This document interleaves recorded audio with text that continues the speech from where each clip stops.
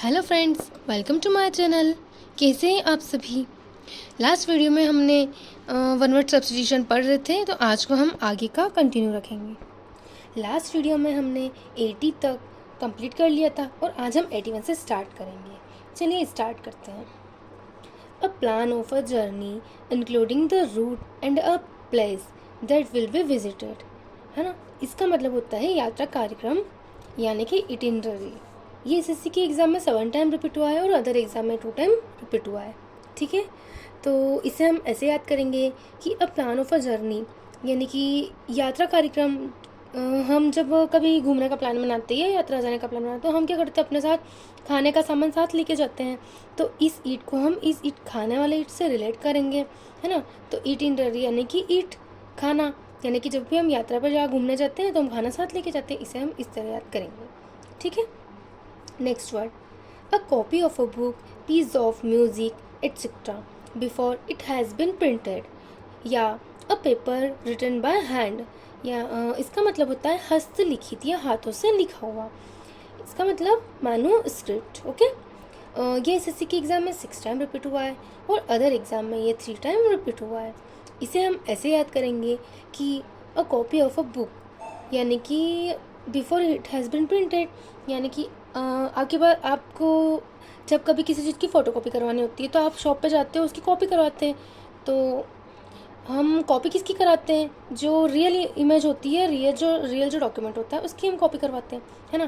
तो it has been printed यानी कि उसकी प्रिंट निकालने से पहले जो हमारे पास क्या होता है, ओरिजिनल डॉक्यूमेंट होता है, यानी कि वो ओरिजिनल, यानी कि मेन स्क्रिप्ट, मेन यानी कि ओरिजिनल स्क्रिप्ट होती है ना। ऐसे हम इसे याद कर सकते हैं। ठीक है, next word, a person who dislikes woman, या ऐसा व्यक्ति जो औरतों को नापसंद करता है। ओके, इसे हम बोलते हैं मिसोगैनिस्ट या स्त्री द्वेषी।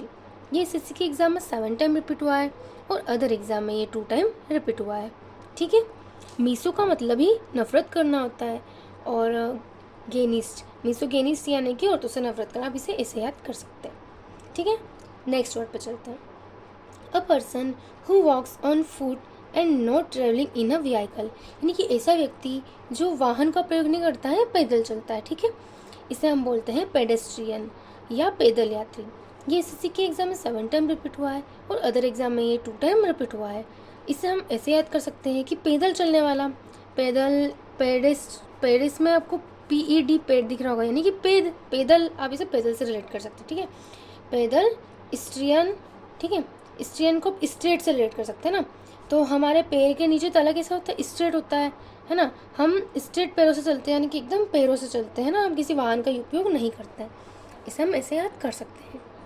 Next word, a person who always expects bad things to happen और something not to be successful, यानी कि ऐसा व्यक्ति जो हमेशा नेगेटिव थिंकिंग रखता है, मतलब वो ऐसा ही सोचता है कि कुछ भी सही नहीं होगा, मतलब वो निराशा में रहता है, हमेशा नेगेटिव थॉट्स रखता है। ठीक है, उसे हम बोलते हैं पैसिमिस्ट, यानी कि निराशावादी।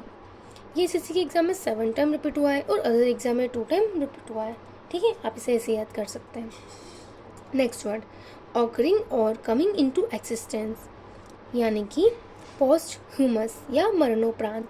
ये एसएससी के एग्ज़ाम में 4 टाइम रिपीट हुआ है और अदर एग्ज़ाम में 5 टाइम रिपीट हुआ है। ठीक है, तो इसका मतलब होता है कि किसी व्यक्ति के मरने के बाद जो अस्तित्व में होता है ना, यानी कि पोस्ट ह्यूमस।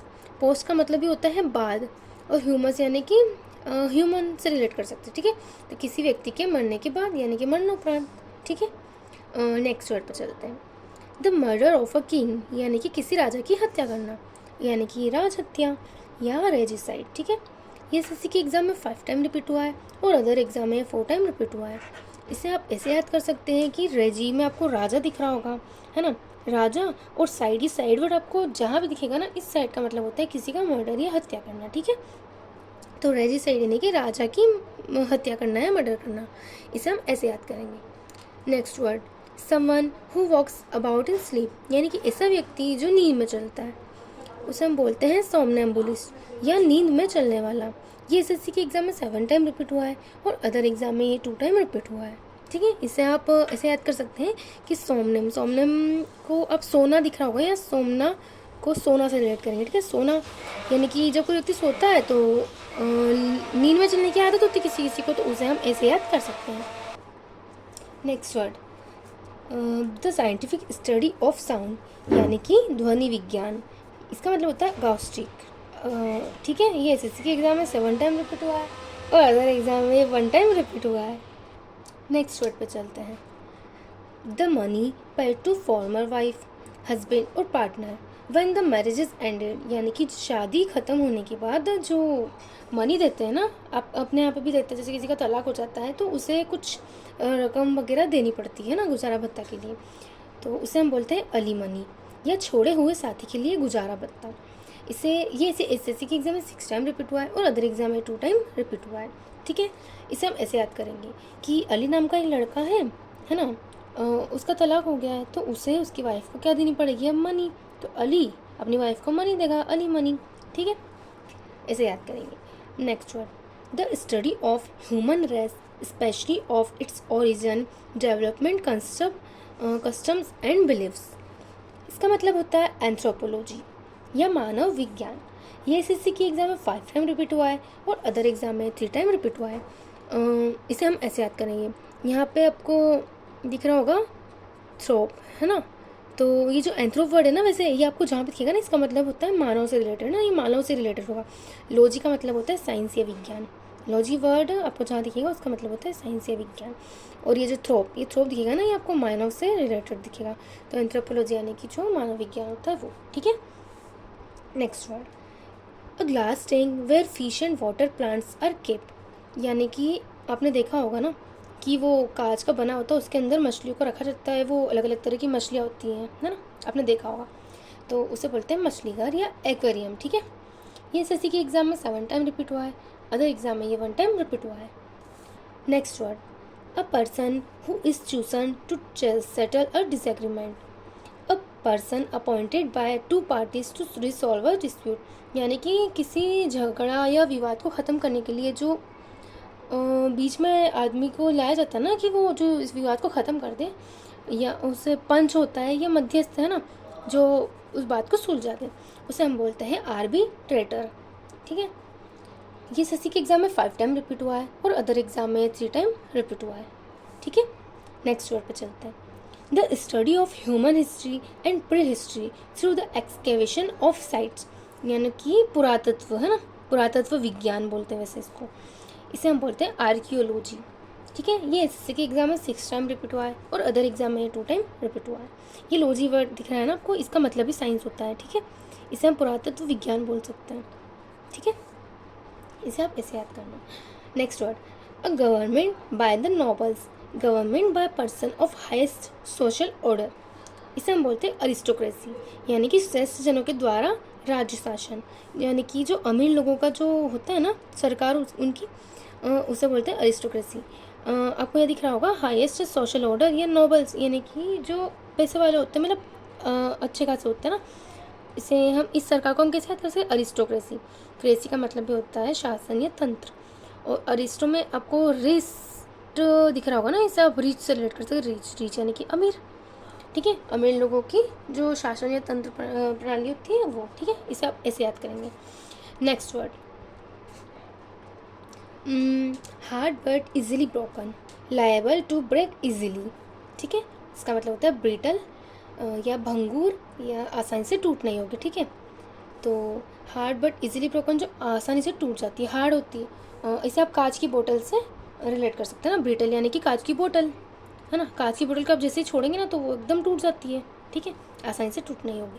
ये एसएससी के एग्ज़ाम में 6 टाइम रिपीट हुआ है और अदर एग्जाम में 2 टाइम रिपीट हुई है। ठीक है, next word, N assembly of worshippers, यानी कि पुजारियों की जो असेंबली होती है ना, धार्मिक सभा, मतलब a group of people who have come together in a religious building for worship and prayers.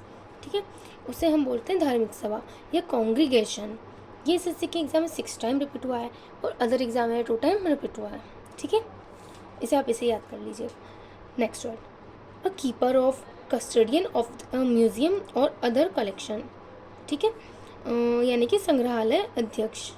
ठीक है, जो म्यूजियम में जो होते हैं ना, जो ध्यान रखते हैं वहाँ का, वो संग्रहालय अध्यक्ष। ठीक है, उसे हम बोलते हैं क्यूरेटर। ये एसएससी के एग्ज़ाम में 6 टाइम रिपीट हुआ है और अदर एग्जाम में 2 टाइम रिपीट हुआ है। ठीक है, next word, the scientific study of skin disease, है ना, यानी कि जो त्वचा विज्ञान होता है ना वो, उसे हम बोलते हैं डर्मेटोलॉजी। लॉजी मतलब साइंस और डर्मा मतलब जो स्किन से रिलेटेड होता है वो, त्वचा विज्ञान। ठीक है, ये एसएससी के एग्ज़ाम में 7 टाइम रिपीट हुआ है और अदर एग्जाम में 1 टाइम रिपीट हुआ है। अब इसे याद कर सकते हैं। नेक्स्ट वर्ड 100, ठीक है, कॉजिंग और एंडिंग इन डेथ, इसका मतलब होता है घातक या फटल। ठीक है, ये एसएससी के एग्ज़ाम में 6 टाइम रिपीट हुआ है और अदर एग्जाम में 2 टाइम रिपीट हुआ है। ठीक है दोस्तों, आज के लिए हम 100 वर्ड्स रखेंगे, आगे के वर्ड्स को हम नेक्स्ट वीडियो में करेंगे। और आप इन वर्ड्स को एग्ज़ाम में करके ही जाइएगा, क्योंकि आपको पता है, देखिए ये पीछे लिखा हुआ है ना, इनकी रिपीटेशन, तो ये वर्ड्स एग्ज़ाम में हमेशा ज़्यादातर टाइम आते ही आते हैं, तो आप इन वर्ड्स को एग्ज़ाम में करके ही जाना। ठीक है, और ऐसी और वीडियो के लिए हमारे चैनल को सब्सक्राइब कीजिए। अगर आपको हमारी वीडियो पसंद आई हो तो उसे लाइक कीजिए और कमेंट में हमें ज़रूर बताइए कि आप किस टाइप की वीडियो चाहते हैं। ठीक है, और इसके साथ ही हम इसकी 1 वर्ड सब्स्टिट्यूशन की प्रैक्टिस सेशन में लेके आने वाले हैं। ठीक है, तो आज के लिए इतना ही रखते हैं दोस्तों, कल फिर मिलेंगे।